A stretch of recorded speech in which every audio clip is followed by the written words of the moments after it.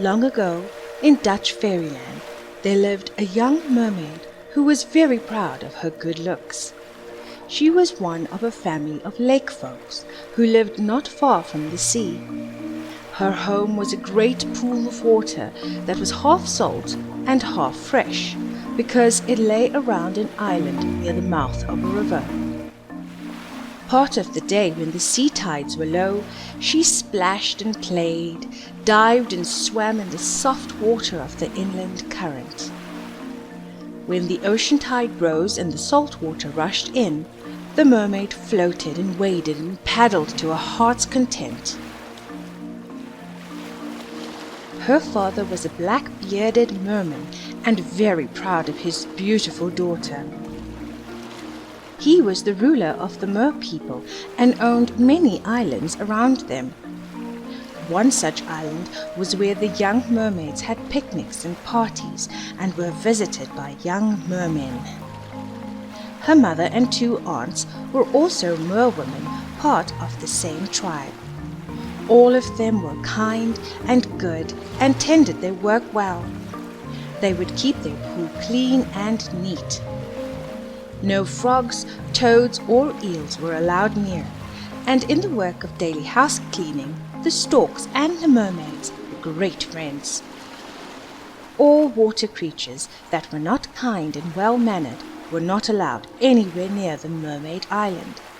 Even loud birds or screaming and fighting creatures with wings were warned off the premises because they were not wanted there.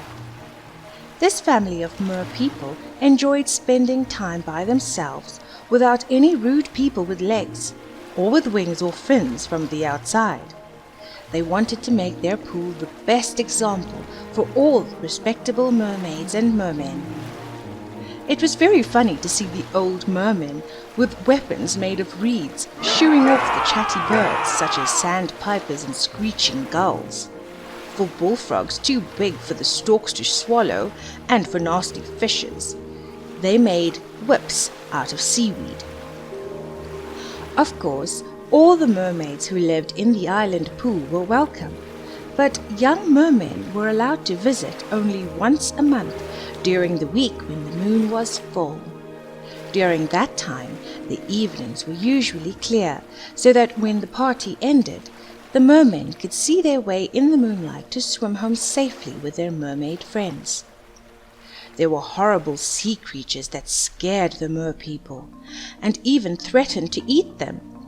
The mermaids had to be escorted home just in case a sea creature tried to catch them. Since the older mermen started helping the younger mermaids home, nothing of the sort had happened, and they all felt safe. The mermaids admired the older mermen because they were strong and brave.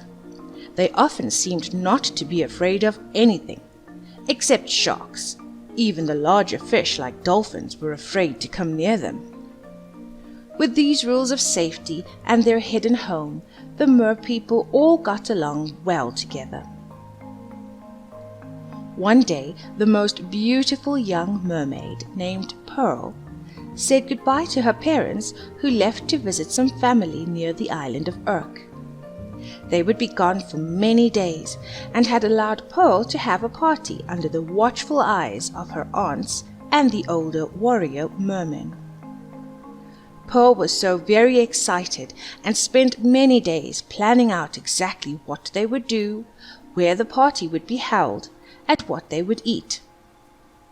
Pearl tidied the party spot, which she had chosen because it was the best spot to watch the waves and warm in the sunshine.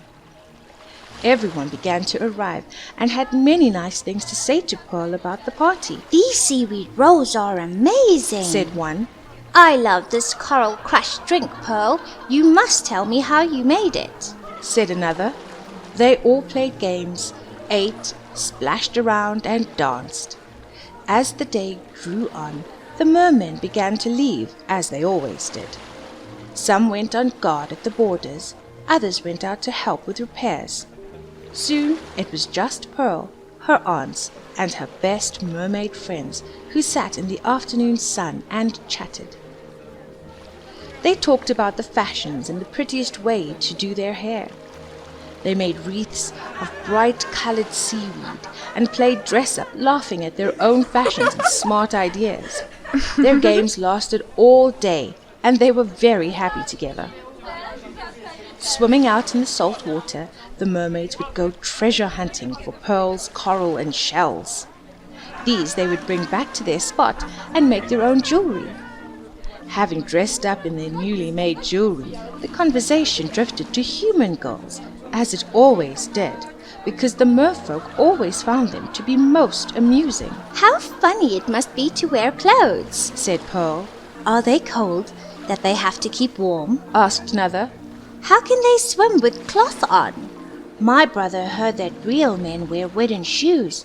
These must bother them when on the water. Their feet would float, said a third, whose name was Silver Flash. What a pity they don't have scales like us. And then she looked at her own glistening scaly coat in admiration. I can hardly believe it, said a mermaid, who was very proud of her fine figure and slender waist. These girls can't be half as pretty as we are. Well, I should like to be a real woman for a while, just to try it, and see how it feels to walk on legs, said another, rather quietly, as if afraid the other mermaids might not like her comment. They didn't, and everyone shouted, Oh, that no. would be horrible! Oh, That's no. terrible! What Awful a dreadful idea! Who wouldn't want to be a mermaid? I've heard that real women have to work, cried one. Wash their husbands' clothes, buy food, scrub floors, and take care of little humans. Who would want to be a woman? Not me. Take care of the littles? Why don't they know how to take care of themselves? I don't think so. When we visited the western shore last week, I saw a human woman put a little human into a bucket with wheels, which she then pushed around. I don't think they can walk by themselves. Everyone gasped. You see, the mermaid was talking about a baby being placed in a pram and pushed around as her mother walked. This was odd because merbabies were born being able to swim and eat and play. The only thing they needed to be taught was how to talk. Silver Flash went on commenting on the silly habits of being human. She was sneering at the idea that a creature in petticoats could ever look lovelier than one in shining scales. Besides, she said, they must have horrible hair. She flicked her silver locks. Why else would they keep it tied up or twist them into tight rolls on their heads? At this, the very thought that anyone would have to tie up their hair, there was a shock of disgust with some, while others clapped their hands at how ridiculous it all seemed. But the funniest thing the mermaids heard of were gloves, and they laughed louder over these things that had covered fingers. As the party was about to break up, it being sundown by now, a young merman splashed into view. The tide was running out and the stream was low, so he had to work hard to get through the fresh water of the river to the island. He looked tired while puffing and panting, and he could hardly get his breath. The eldest mermaid asked why he had come, seeing as they were just about to leave. At this, the shy merman began to mumble. Some of the mer girls put their hands over their mouths to hide their laughing, while they winked at each other and their eyes showed how they enjoyed the fun. To have a merman among them at that hour in daylight and crying was too much. The merman cried and sniffed until he at last talked sensibly. He warned the mermaid group of horrid men in wooden shoes with pickaxes and spades. He told them they were coming to drain the swamp and pool. He had heard that they would make the river a canal and build a dam that would keep out the ocean water. Oh no! Cried one mermaid, wringing her hands. Where shall we go when our pool is destroyed? We can't live in the ocean all the time. And she wept bitterly. Hush! Cried Pearl. I don't believe the merman's story. He only tells it to us to frighten us. It's just like him. In fact, Pearl suspected that the merman's story was all a lie and that he had come among her friends just so he could run off with Silver Flash. She was one of the prettiest mermaids, but very young and careless. Pearl also suspected that Silver Flash wanted to get married, and while no one knew to whom, Pearl had always suspected it to be this merman. So Pearl, without even thanking him, told the merman to leave. After dinner, the friends all left, and Pearl went to her cave to take a long nap. She was quite tired after entertaining so much company. Besides, since her parents were away, she could go to bed and not worry about getting up too early to begin her cleaning. So Pearl slept much longer than ever before. In fact, it wasn't till near sunset the next day that she awoke. Then, taking her comb, she started to clean up and get ready for supper. But what a change from the day before! What had happened?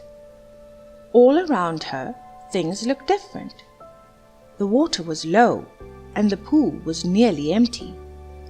The river, instead of flowing, was a quiet little pond. When she swam forward, she saw dams and fences and poles and wires. An army of horrid men had come when she was asleep and built a dam. They had fenced around the swamp and were actually beginning to dig sluices to drain the land. Some were at work building a windmill to help in pumping out the water. Pearl was terrified. She thought of escaping over the logs and into the sea. When she tried to clamber over the top and get through the fence, her hair got so tangled between the bars that she yanked on it, but it tangled even more. The more she tried and swished and swashed in the water, the worse her hair tangled among the poles. Soon her long, beautiful hair was all twisted up in the wood. She was trapped and thought she would die of fright when she saw 4 horrid men rush up to grab her. She tried to swim away, but her long hair held her to the post and rails. She was so afraid and swam so hard without getting anywhere that she suddenly gasped and fainted.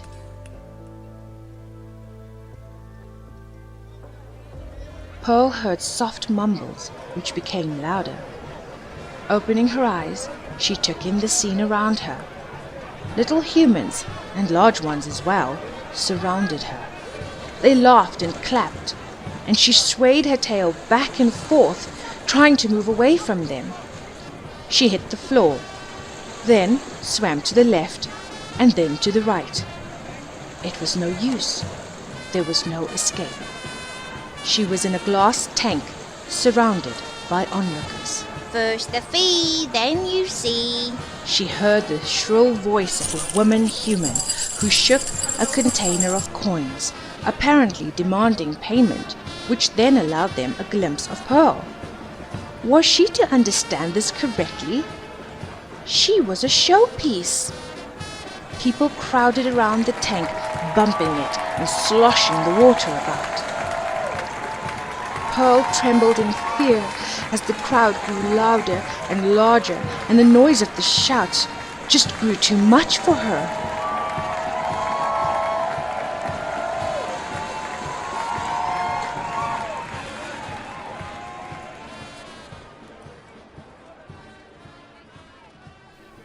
Back home, Pearl's parents came back to find their old home gone. Unable to get into their beloved pool, they swam out to the sea in search of the other merpeople and their daughter. They swam for weeks, but no one could tell them what had happened, because no one knew. The night Pearl had disappeared into her cave, the merpeople were awakened by the workmen, and no one was brave enough to go out across the pool to find Pearl. They stayed in the shallows, right up until the fences had gone up, hoping to catch a glimpse of Pearl and help her find her way out to safety with them. By the time the sun had begun to rise, the merpeople couldn't see their pool at all, and no one had spotted Pearl, or even the cave in which she had been sleeping. Thinking that she had maybe swum upriver before the workmen came by, the merpeople swam deeper into the sea, hoping that she would be okay in the river. No one knows exactly what happened to Pearl. Some believe she had eventually broken free of her tank, and when her tail had dried, she grew legs and now lives among the humans. Others say that they see flashes of her tail in the freshwater rivers near the sea, now too accustomed to the fresh water to join her family in the salt water of the ocean.